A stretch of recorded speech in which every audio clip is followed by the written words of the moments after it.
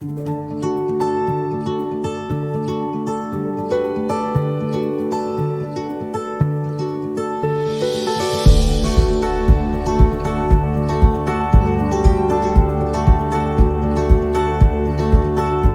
magandang araw. Ako si Teacher Ricky at gagabayan ko kayo sa paggamit ng Google Classroom. Upang matugunan ang online distance learning sa ating paaralan, gagamit na lamang tayo ng iisang platform o LMS, Learning Management System. Ito ang Google Classroom. Maraming mga paaralan at universidad ang gumagamit ng Google Classroom. Kung kaya't ang kaalaman sa paggamit nito ay may malaking maitutulong sa ating mga kabataan.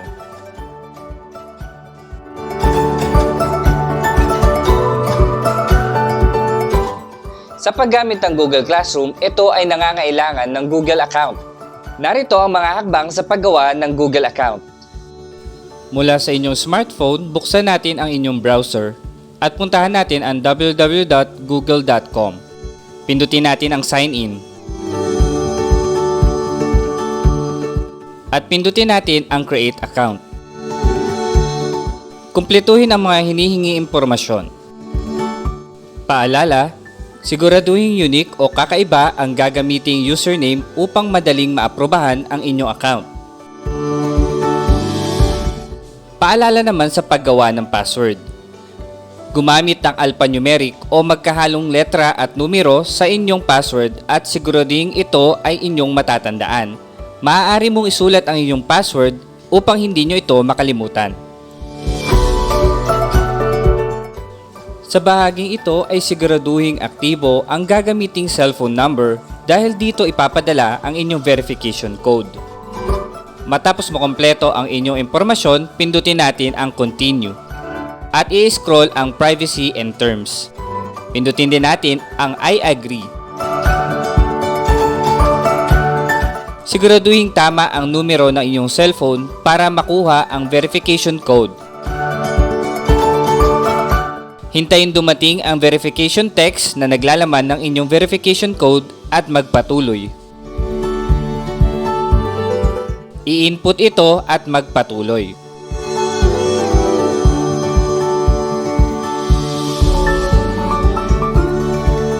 Patagumpay ka na nakagawa ng inyong Google account.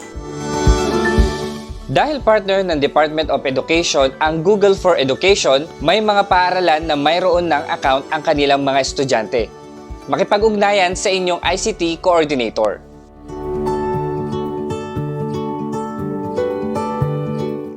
Ngayon naman, alamin natin kung saan natin madadownload ang Google Classroom gamit ang inyong smartphone.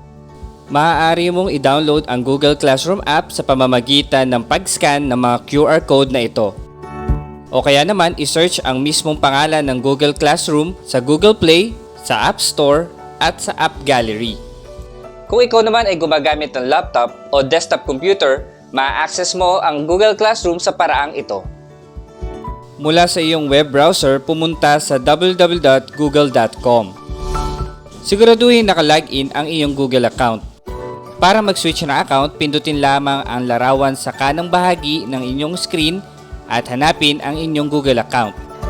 Mula dito ay pindutin natin ang Google App button at hanapin ang Google Classroom icon. Hintayin mag-loading at makikita mo na ang Google Classroom interface.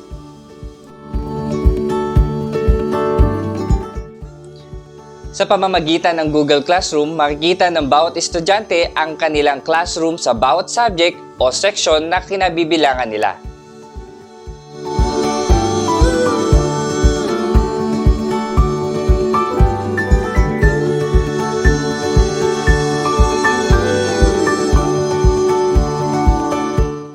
Ngayon ay nai-download mo na ang Google Classroom. Kilalanin natin ang interface o ang makikita natin sa loob. Narito ang interface o nilalaman ng Google Classroom. Sa kanang bahagi ay makikita natin ang iyong profile. Dito ay agaran natin makikita kung ikaw ba ay nakalagin sa iyong Google account. Makikita rin natin ang Create Join Classroom button. Makikita rin natin ang Google App button kung saan natin makikita ang Google Classroom icon. Makikita rin natin ang more option buttons at ang mga halimbawa ng classroom.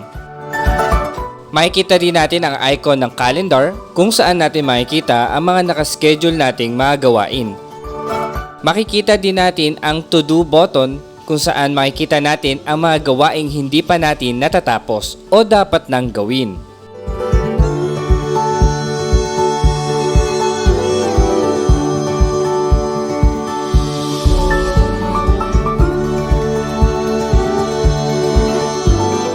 Ngayon naman ay alamin natin kung paano nga ba kayo maisasali sa mga classroom ng bawat section o ng mga subject na dapat kayong kasapi. May dalawang paraan upang makasali sa inyong klase. Ang unang paraan ay ang paggamit ng classroom code. Ang code ng inyong classroom ay ipamamahagi ng inyong advisor o subject teacher.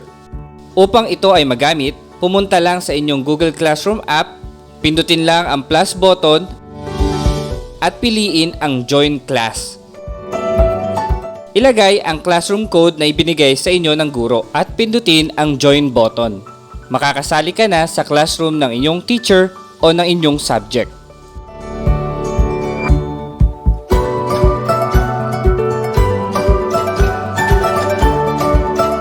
Ang ikalawang paraan naman ay ang paggamit ng classroom link.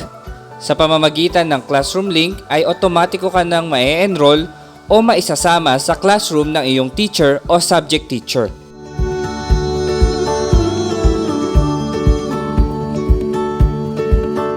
Sa pamamagitan din ng app na ito ay makikita natin ang inyong mga classwork o mga gawain sa bawat subject o section na kinabibilangan ninyo.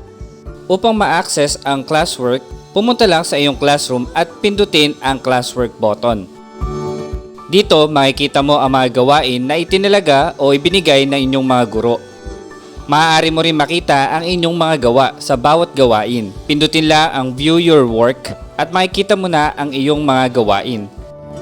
Sa parte ding ito ay makikita mo ang mga gawaing na ibalik na at naiskora na ng iyong teacher.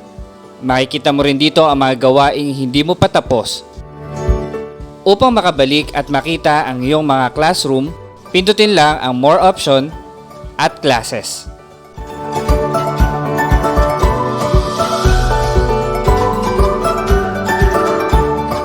Mabibigyan ka ng reminder sa bawat gawain na ipinapagawa ng inyong guro.